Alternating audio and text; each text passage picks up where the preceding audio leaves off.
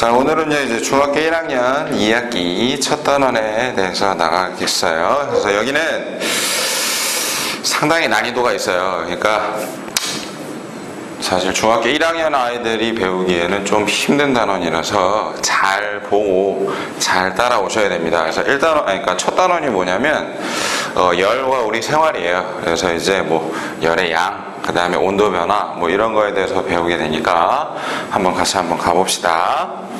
자, 그래서 우선 처음에 뭐가 있느냐, 온도라는 게 있어요.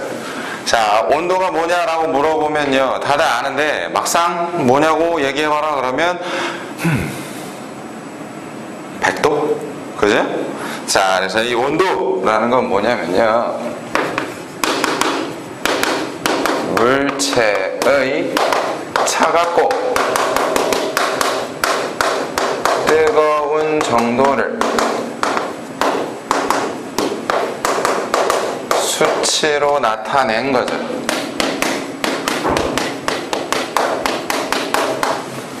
자, 그러니까 이제 예를 들자면 그런 거예요. 이 뜨겁고 차갑다라는 정도는 사람마다 상대적인 개념으로 되게 달라요.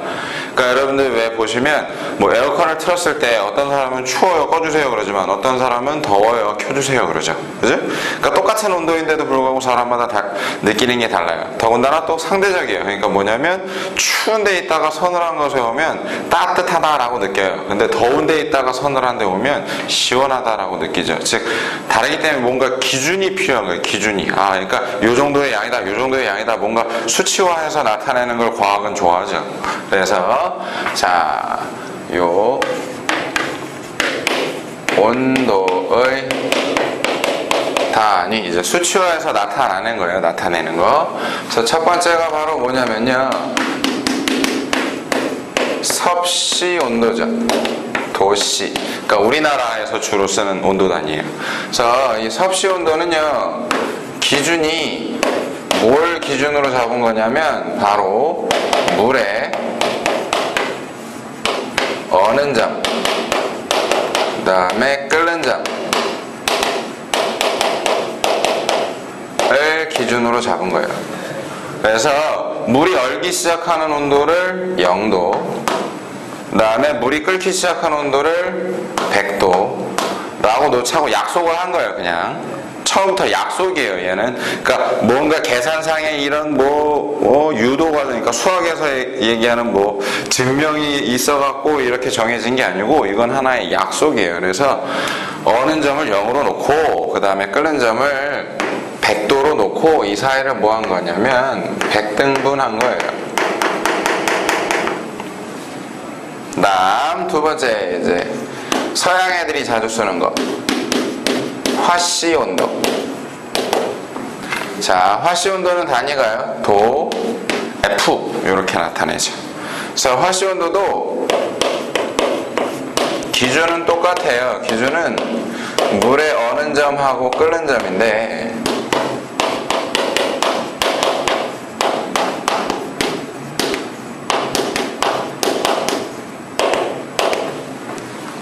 자, 그래서 물이 어는 점을 32도, 그 다음에 끓는 점을 212도 라고 놓고 이 사이를 이제 몇 등분한 거냐면 180등분을 한 거예요. 그러니까 화씨가 섭씨보다는 좀 더 세밀한 표현이 가능하게 되겠죠. 그죠? 왜냐하면 100개로 쪼갠 거보다는 180개로 쪼갠 게 좀 더 자세하게 나눠 놓은 거니까. 자, 다음 세 번째가 뭐냐면요, 절대온도라는 것도 있어요.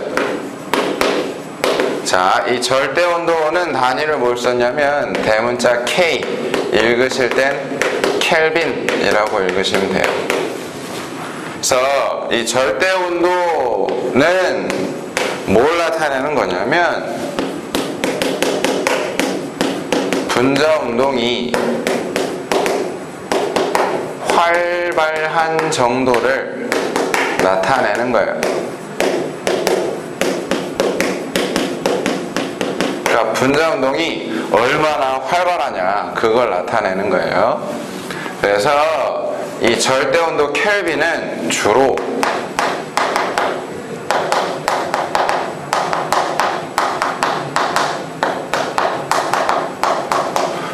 과학자들이 써요, 주로. 그러니까 우리가 일반적으로 쓰지는 않죠. 그럼 얘는 기준이 뭐냐라는 거예요. 절대 온도 켈빈은 그럼 기준이 뭐냐? 자, 그래서 분자 운동이 멈출 때, 분자 운동이 멈출 때, 이때를 0 켈빈으로 시작하는 거예요. 그러니까 멈출 때가 빵이에요. 그거부터 이제 1, 2, 3, 4, 5, 6 이렇게 올라가는데, 이때 어떤 특징이 있느냐면요, 우선 이 절대 온도 0 켈빈은 우리가 쓰는 섭씨 온도로 따져보면 몇 도냐면 영하 273도예요. 그러니까 요건 이제 여러분들이 아직 그 뒷단원에서 배우는 보일-샤를의 법칙이라는 게 있는데, 샤를의 법칙에 의하면 온도를 낮추다 보면요 점점 기체의 부피가 줄어드는데, 영하 273도가 되면 부피가 0이 될 때가 있어요. 부피가 0이 된다는 소리는 분자 운동이 멈춘다라는 거죠. 자, 그다음 그래서 0 켈빈은 우리 섭씨 온도로 고치면 영하 273도예요. 자, 이때 보시면 이제 어떤 관계가 있느냐면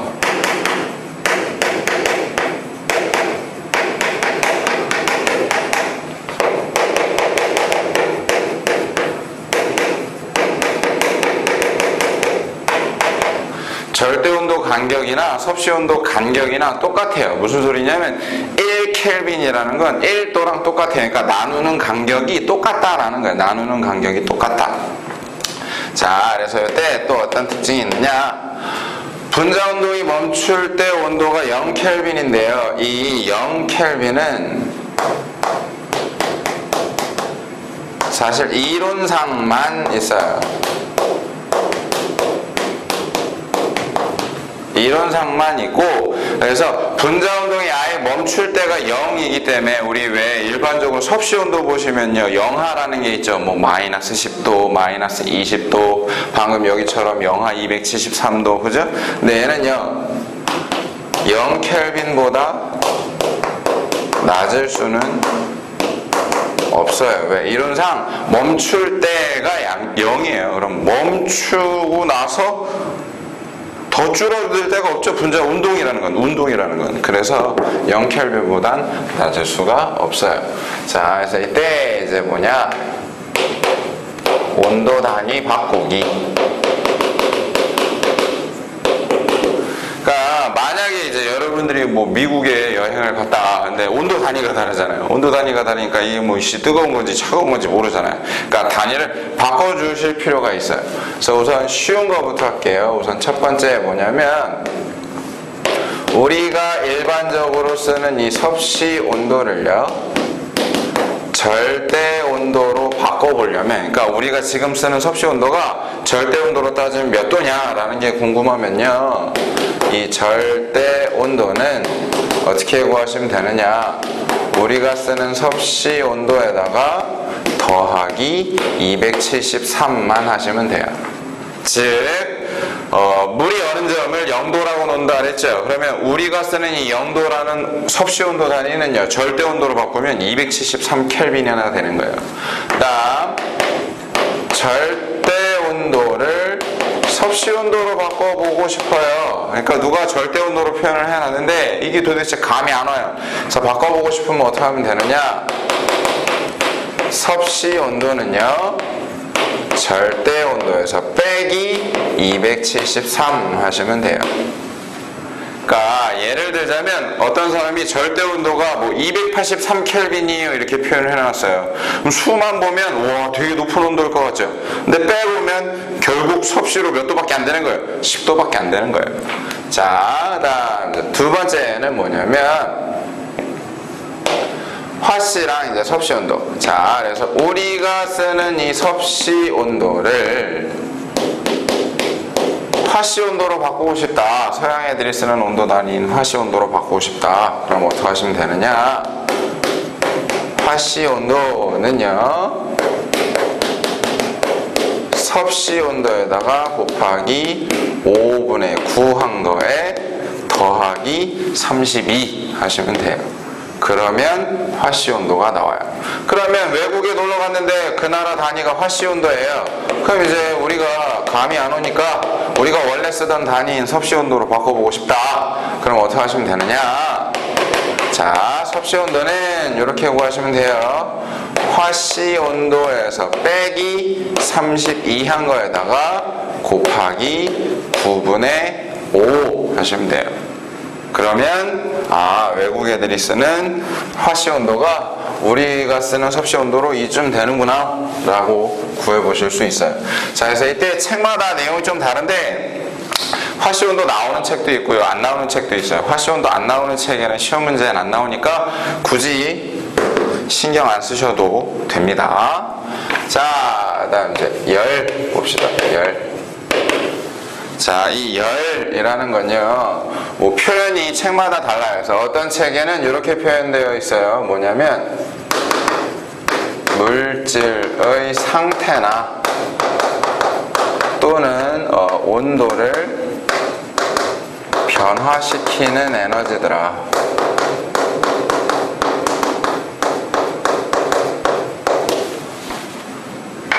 자, 아니면 이렇게 표현된 책도 있어요. 온도가 다른 물체 사이에서 이동하는 에너지더라. 그러니까 열 그러면 여러분들 사실 다 알고 있어요. 그죠? 근데 막상 뭐예요? 하고 물어보면 아까 온도처럼 뜨거운 거? 뭐 이러죠. 그죠?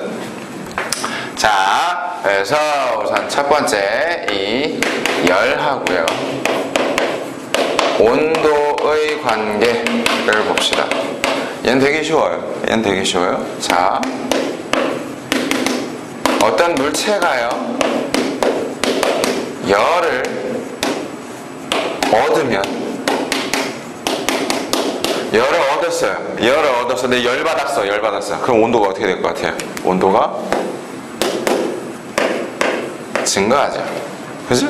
자, 다음 어떤 물체가 열을 잃었어요. 열을 잃어버리면 어떻게 될 것 같아요?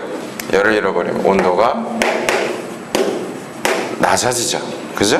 자, 다음 이때 이제 요거 알아두십시다. 뭐냐면 온도와 분자 운동의 관계.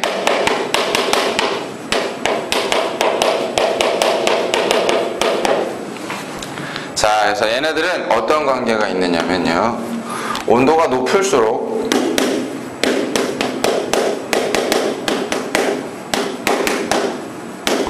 분자 운동이 활발해져요. 온도가 높아지면 분자 운동이 더 빨리 움직여요. 자, 근데 이때 이제 여러분들이 이거 보시면 이렇게 이제 생각을 하셔야 됩니다. 그럼 열을 얻으면 온도가 올라가니까 분자 운동이 빨라지네. 이걸 이제 거꾸로 생각을 해요. 뭐냐면 그럼 분자 운동이 빠르면 온도가 높은 거니까 열이 많네. 열을 얻어서 많네 라고 생각을 해요. 근데 열의 절대적인 양 자체는요, 이 분자 운동이 빠르냐 느리냐가 아니라 전체적인 양을 봐야 돼요. 무슨 소리냐면 예를 들면 이런 거예요. 요만큼짜리랑 이만큼짜리랑 있어요. 얘는 2kg짜리고 얘는 10kg짜리예요. 근데 똑같이 20도예요. 그러면 전체적으로 열이요, 만약에 2kg짜리에 열이 10이 들어있다. 근데 20도예요. 자, 그럼 얘는 10kg인데 20도 똑같아요. 그러면 2kg짜리가 5개 들어있는 거죠. 즉 이 안에는 열이 얼마 있는 거예요? 총 50이 들어있는 거예요. 그러니까 온도가 높다고 무조건 열 에너지가 많은 건 아니에요. 그거 주의하셔야 돼요.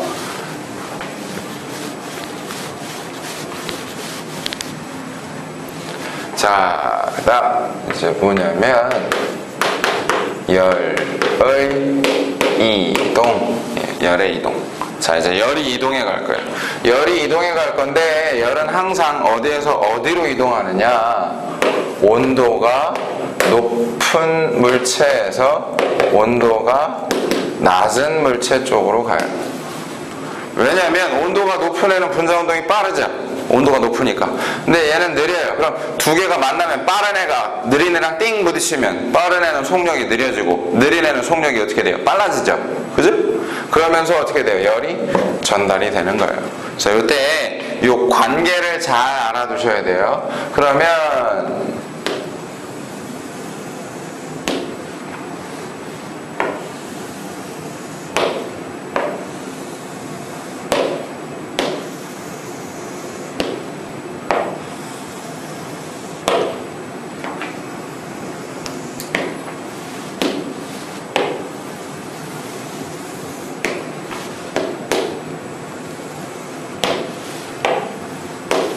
자, 봐봐요. 이제 온도가 높은 애한테서 온도가 낮은 애 쪽으로 열이 이동하는데, 그럼 열을 온도가 높은 애는 그럼 어떻게 되는 거예요? 열이 지금 온도가 높은 애한테서 낮은 애 쪽으로 열이 가요. 열이 가니까 온도 높은 애는 열을 잃어버리는 거죠. 그죠? 근데 온도가 낮은 애는 어떻게 돼요? 지금 열을 얻어오는 거죠. 그죠? 그러니까 온도가, 자, 얘는 열을 잃어버려요. 그럼 온도가 점점 어떻게 돼요? 낮아지죠. 그 다음에 얘는 온도가 어떻게 돼요? 점점 열을 얻으니까 높아지죠. 그죠? 그러면 분자운동이, 자, 아까 분자운동 어떻게 된다 그랬어요? 분자운동은 온도가 높을수록 활발하다 그랬죠. 그럼 얘는 온도가 낮아지고 있어요. 얘는 온도가 높아지고 있어요. 그럼 온도가 높았던 애는 열을 잃어버려서 온도가 낮아지니까 분자운동도 어떻게 돼요? 느려지죠. 그죠? 그다음 온도가 낮았던 애는 열을 얻어서 온도가 높아지니까 분자운동이 어떻게 돼요? 빨라져요. 그죠? 자, 이때 요거 알아두셔요. 열 평형. 자, 이제 이동을 하는데 만약에 둘이 온도가 똑같아졌어요. 온도가 똑같아졌어. 그럼 열이 이동을 할까요, 안 할까요? 그러니까 생각을 해봐요. 선생님이 길 가다가 지갑을 주셨어요. 친구랑 지나가다 이제 지갑을 주셨는데 친구가 저기 지갑! 근데 선생님이 빨리 가서 내가 먼저 잡았어요. 열어봤더니 10만 원이 있는 거야. 그래서 친구가, 야, 내가 먼저 봤어. 내가 먼저 집었잖아. 아, 내가 먼저 봤는데. 아, 내가 먼저 집었잖아. 그죠? 그래서 친구가 자꾸 좀 달라래요. 그래서 처음에 한 2만 원 줬어요. 근데 친구가 자꾸 옆에서 꿍시렁대. 내가 먼저 봤는데. 그래서 그래, 너랑 나랑 친구니까 딱 사이좋게 5만 원씩 나누자 하고 똑같이 5만 원 나눠놨어요. 근데 좀 이따가 또 이 친구가 그러는 거야. 그래도 내가 먼저 봤는데. 그럼 내가 뭐라 할 것 같아요? 됐어, 꺼져. 그죠? 그러니까 5만 원 딱 나누고 난 다음엔 나도 절대 안 줘요. 똑같아요. 자, 온도가 얘는 낮아지고 얘는 높아지다가 이제 어떻게 돼요? 같아질 때가 딱 있죠. 그때가 바로 이제 열 평형이에요. 그래서 온도가 같아진 상태, 이걸 열 평형이라고 불러요. 그래서 이때부터는 이제 어떻게 되느냐? 열이 이동하지 않아요. 자, 이제 요거 꼭 기억해 두셔야 됩니다. 뭐냐면 이동하는 열의 양 관계. 자, 요거 한번 생각해 봐봐요. 선생님이 이제 주머니에 5,000원이 있었어요. 5,000원이 있었는데 친구가, 야, 나 뭐 좀 사먹게 1,000원 빌려줘 그랬어요. 그럼 선생님이 1,000원을 꺼내서 친구를 주죠. 선생님이 1,000원을 줬어요. 그럼 선생님이 갖고 있는 돈은 얼마가 줄어요? 1,000원 줄죠. 근데 친구가 가진 돈은 얼마가 늘어요? 1,000원이 늘죠. 그죠? 그럼 열이 온도 높은 애한테서 온도 낮은 애 쪽으로 이동을 하는 거예요. 그래서 어떻게 되느냐? 온도가 높았던 애가 잃은 열의 양이나 온도가 낮았던 애가 얻은 열의 양이나 서로 어떻더라? 똑같더라. 그죠? 자, 요거예요. 잘 기억해 두셔요. 자, 그래서 이때요, 이 열평형을 이용한 게 뭐 여러 가지가 있어요. 대표적인 게 냉장고에다가 음식을 넣어두면요, 어떻게 돼요? 음식이 시원해지죠. 근데 냉장고에 설정해 놓은 온도 이하로는 안 내려가요. 왜냐? 자, 처음에 온도가 높은 음식을 넣어요. 그러면 얘는 온도가 높고 냉장고 내부는 온도가 낮으니까 음식에서 냉장고 쪽으로 열이 나오죠. 열이 나오다가 어디에 도달하면? 온도가 같아지면, 즉 열평형 상태에 도달하면, 그럼 이때부터는 열이 이동해요, 안 해요? 안 해요. 그래서 어떻게 돼요? 냉장고 설정 온도랑 똑같이 그거보다 더 낮아질 수는 없어요. 다음 뭐 예를 들자면 요즘은 이런 거 안 쓰는데 체온계 있죠? 왜 그 온도계 입에다 물고 아니면 이렇게 겨드랑이에다 끼고 이런 거, 이것도 껴놓고 시간이 좀 흘러야 내 체온을 잴 수 있죠. 왜? 둘이 이제 온도가 같아져야 내 체온을 재는 거니까. 그죠? 근데 요즘은 사실 이런 거 그냥 귀에다 삑 하고 뭐 이러고 말잖아요. 네, 어쨌든 그런 게 다 열평형을 이용한 거예요. 자, 그다음 이제 열의 이동 방법 봅시다.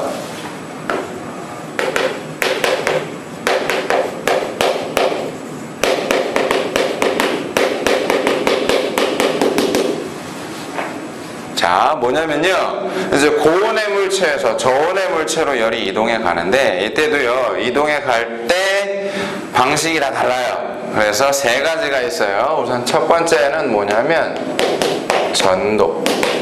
자, 전도라는 방식은 이런 방식입니다. 뭐냐면 물질은 이동하지 않고요, 열만 옆으로 전달되는 거예요.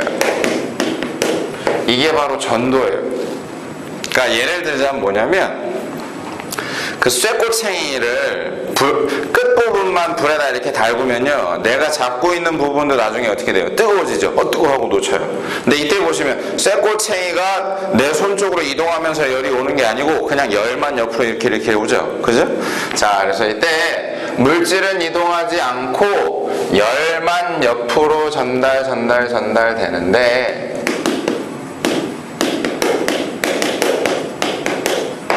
어떻게 해서 열만 옆으로 전달되느냐? 분자가 운동하면서 옆에랑 이제 뭐해요? 부딪히죠? 그러면서 점점 옆으로 전달이 되는 거예요. 그래서 이 전도는요, 주로 고체에서 열이 전달되는 방법이에요. 그다음 이제 두 번째, 대류라는 것도 있어요. 대류. 자, 이 대류는 뭐냐면요, 물질이 이동하면서 열을 전달해 주는 거예요. 그러니까 예를 들자면 이런 겁니다. 우리 왜 난로를 바닥에다가 설치해 놓죠? 난로를 바닥에다 설치해 놓으면 난로에서 뜨거워진 공기가 위로 올라갔다가, 그랬다가 식은 공기가 다시 어떻게 돼요? 아래로 내려왔다가, 그러면 또 난로랑 만나서 데펴져서 뜨거워져서 올라갔다가 이렇게 빙글빙글 도는 거, 이게 바로 뭐냐면 대류예요. 대류. 그래서 이 대류는 주로 액체나 기체에서 열이 전달되는 방법이에요. 자, 왜냐? 고체는 움직여요, 안 움직여요? 못 움직여요. 제자리에서 진동만 해요. 근데 액체나 기체 같은 경우에는 분자 운동이 어느 정도 자유롭죠. 기체 같은 경우는 매우 자유롭고, 그래서 이번에는 얘네들은 그냥 지들이 직접 이동하면서 열을 전달해 주는 거예요. 자, 그다음에 세 번째, 복사라는 방법도 있습니다. 복사. 자, 이 복사라는 방법은요, 물질이 필요 없어요. 물질이 필요 없이 그냥 열이 직접 전달되는 거예요. 열이 그냥 직방으로 와요. 그러니까 가장 대표적인 예가 뭐냐? 요거죠. 태양하고 지구. 자, 지구가 왜 따뜻해요? 지구가 왜 따뜻해? 태양에서 열 에너지를 받으니까 그런 거죠. 그죠? 근데 지구하고 태양 사이에는 우주죠. 진공 상태예요. 아무것도 없어요. 근데 태양의 열이 어떻게 돼요? 지구까지 오죠. 그죠? 자, 그래서 이 세 가지인데, 이때 이 세 가지에서 날로 문제가 나오는데요. 이 국어 문제식으로 문제가 잘 나와요. 그러니까 좀 여러분들이 잘 봐두실 필요가 있어요. 무슨 소리냐면, 예를 들어보면, 자, 난로를 바닥에다가 설치하는 이유가 뭐냐? 그러면 대류예요, 대류. 왜? 뜨거워진 공기는 위로 올라가고 차가워진 공기는 바닥에 깔리니까. 그럼 이 차가워진 공기를 난로가 뭐 해줘요? 또 데펴주죠. 그죠? 자, 근데 난로 불을 쬐고 있었는데 웬 친구가 내 앞을 가로 막았어요. 그랬더니 갑자기 서늘해져. 뜨겁지가 않아. 이건 뭐냐? 복사예요, 복사. 난로에서 열이 직접 나한테 오고 있는 중인데 내 앞에 친구가 가로 막았어요. 그러면 그 열이 차단돼 버리죠. 그래서 내가 어떻게 돼요? 뭐야 이거, 이 새끼 이거. 그죠? 자, 그래서 난로 문제로 나왔을 때 여러분들이 어차피 그러니까 외우실 때 이렇게 외워요. 난로는 무조건 대류, 뭐 에어컨은 무조건 대류 이렇게 외우시는데 그러면 안 돼요. 원리를 잘 보셔야 돼요, 원리를. 자, 그다음 이번에는 뭐냐? 단열과 폐열, 지구온난화예요. 그래서 단열이라는 건 뭐냐? 열의 이동을 차단하는 거예요. 열의 이동을 차단하는 거예요.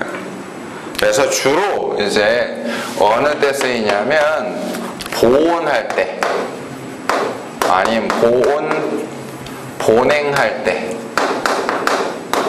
자, 무슨 소리냐면요, 우리 보온병에다가 뜨거운 물 넣어두면요 어떻게 돼요? 뜨거운 물이 오래 뜨겁죠. 그죠?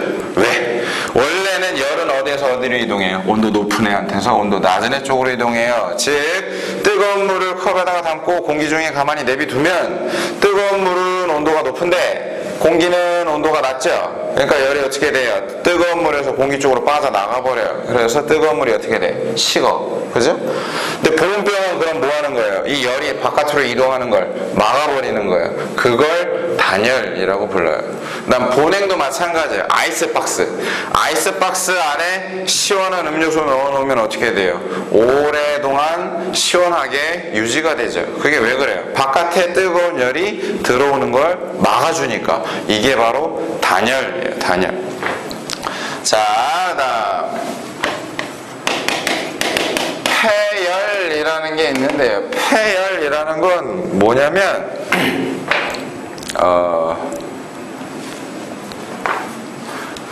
발전소에서요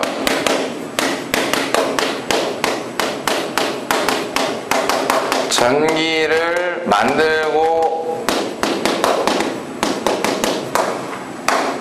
남은 열이에요. 그러니까 화력발전소 같은 경우 불을 떼어갖고 물을 끓여갖고 터빈을 돌려요. 그래서 전기를 얻는 건데 그것만 하고 끝나. 무슨 소리냐면 그럼 이 수증기가 터빈 돌리고 그냥 나가버려요. 아깝잖아. 그죠? 그래서 요거를 폐열을 다시 좀 쓰자. 폐열을 다시 좀 쓰자. 그래서 이용하자. 그래서 이제 어떻게 하는 거냐면 이 폐열로 뭐 하냐? 지역 난방을 해요. 난방. 그러니까 뭐냐면 여기서 나오는 뜨거운 물을 그냥 버리는 게 아니고 그 주변 지역에 난방할 때 써먹는 거예요. 그럼 그 주변 지역은 어때요? 굳이 보일러를 돌리지 않아도 뜨거운 물 나오니까 좋죠. 그죠? 자, 이제 지구온난화라는 게 있어요.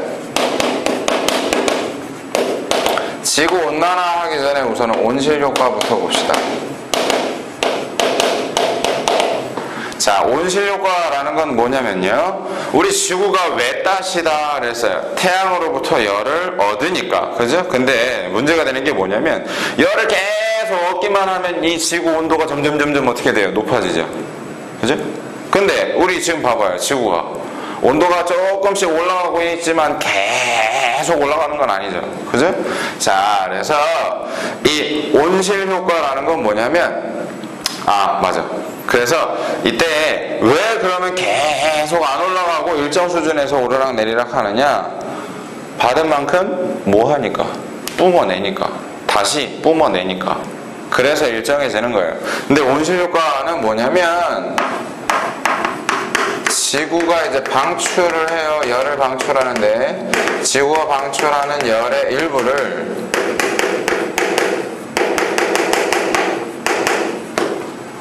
지구를 둘러싼 공기, 즉 대기가 흡수했다가 다시 방출하는 거예요. 그래서 지구를 보온시켜주죠. 자, 이때 이제 중요한 게 뭐냐면, 온실 효과라면 이제 뭐 TV나 이런 데서 뭐 온실 효과가 활발해져 갖고 지구가 온난화되고 있네 어쩌네 이러고 있잖아요. 그러니까 여러분들이 오해하시는 게 뭐냐면, 온실 효과 무조건 나쁘다라고 생각하시는데요. 얘는 나쁜 효과 아닙니다. 나쁜 효과 아니에요. 온실 효과는 나쁜 효과 아니에요. 그러니까 지구가 대기가 있기 때문에 열의 일부를 대기가 흡수해서 방출하기 때문에 지구가 따끈하게 보온이 되는 거예요. 만약에 대기가 없으면, 뭐 사람이 대기가 없는데도 살 수 있다면, 대기가 없으면 어떻게 되냐면 밤과 낮의 기온차가 엄청 커져요. 자, 다음 두 번째 이제 뭐냐? 온실기체. 자, 이 온실기체라는 건 뭐냐면, 온실 효과를 유발하는 기체죠. 그러니까 온실 효과가 나타나게 하는 기체가 바로 온실기체예요. 그래서 어떤 애들이 있느냐면 뭐 이산화탄소나 아니면 뭐 프레온 가스, 아니면 뭐 메테인. 자, 근데 이때요, 이 이산화탄소가 주된 원인이 되고 있어요. 왜? 우리 사람들이 살아가면서 석탄도 떼우고 석유도 떼우죠. 그러다 보면 거기서 뭐가 나와요? 이산화탄소가 나오죠. 그래서 이산화탄소의 양이 점점 증가하면서 이 이산화탄소가 이제 주된 원인이 돼요. 그래서 이때 지구 온난화라는 건 그럼 뭐냐? 이 온실 효과가 너무 활발하게 일어나서, 그러니까 원래 적정껏 일어나면 지구를 따뜻하게 유지시켜주는 아주 좋은 효과예요. 근데 사람들이 살아가면서 이제 공기 중에 이산화탄소의 양이 점점 늘어나니까 온실 효과가 너무 활발한 거죠. 온실 효과가 너무 활발해져 갖고 지구 평균 기온이 점점 어떻게 되는 거예요? 높아지는 거예요. 지구의 평균 기온이 점점 높아지면 어떻게 돼요? 기후도 바뀌고, 그죠? 그 다음에 빙하도 녹아내리고, 그 다음에 이제 뒤에 가서 배울 거지만 액체는요, 열을 받으면 부피가 늘어요. 그럼 바닷물도 온도가 올라가니까 부피가 어떻게 돼요? 늘죠. 그래서 해수면이 자꾸 잠식당하고. 그래서 우리나라 그 동해안 같은 경우에도요, 뭐 지금 1년에 한 5cm 정도씩이나 이렇게 수면이 올라오고 있대요. 그러니까 아주 위험한 거죠. 그러면 지구온난화를 줄이려면 뭐 하면 돼요? 주범을 줄여주면 돼요. 없앨 수는 없어요. 없앨 수는 없으니까 줄여주면 돼요. 그래서 뭐 석탄이나 석유의 사용량을 줄인다거나, 그죠? 그 다음에 뭐 아니면 재활용을 한다거나 이런 방식이 있을 거예요. 자, 그래서 오늘은 여기까지 하고요. 자, 오늘 배운 내용에서 여러분들이 꼭 알아두셔야 될 건 뭐냐면, 열이 이동하는데 항상 어디에서 어디로 이동하더라? 온도가 높은 물체에서 온도가 낮은 물체로 이동하더라. 그 다음에 그러면 온도가 높은 애는 점점 온도가 낮아지고요, 온도가 낮았던 애는 점점 온도가 높아지죠. 그러다가 언제까지 열이 이동하더라? 온도가 같아질 때까지, 그죠? 자, 그다음 이때 온도가 같아진 다음에 이동한 열의 양을 보면 온도 높았던 애가 잃어버린 열의 양이나 온도 낮았던 애가 얻은 열의 양이나 서로 어떻더라? 똑같더라. 요건 꼭 기억하고 계셔야 돼요. 자, 그래서 오늘 수업은 여기서 마치고요. 다음 시간에는 이제 뭐 할 거냐? 조금 더 어려운 거, 비열, 뭐 그 다음에 열량, 그래서 공식 가지고 푸는 거 요거 할게요. 그래서 수업 듣느라 수고 많으셨고요. 다음 시간에 뵐게요.